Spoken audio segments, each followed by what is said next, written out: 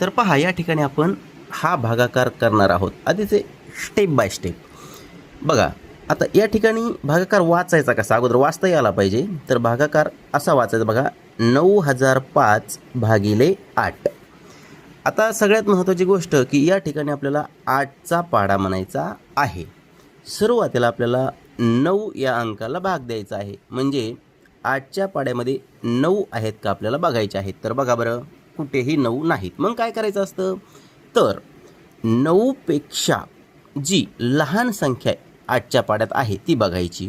बघा 9 पेक्षा लहान आहेत 8, परंतु एक गोष्ट लक्षात ठेवा की ती 9च्या जवळची लहान पाहिजे.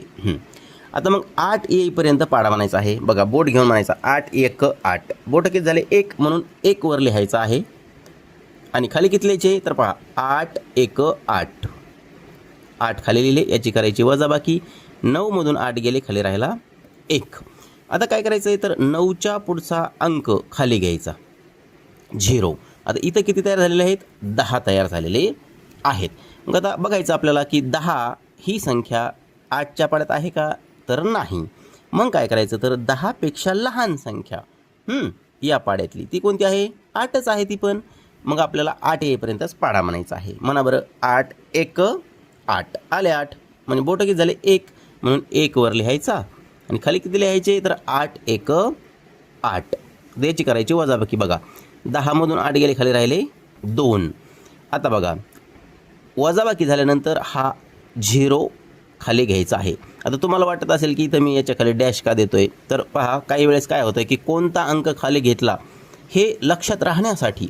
बघा मुलांना ही गोष्ट कधी लक्षात राहत नाही की आपण हा 0 घेतला होता की हा 0 घेतला होता खाली, म्हणून छोटा डॅश दिला तर ते लक्षात राहतं. आता इथं तयार झाले बघा 20.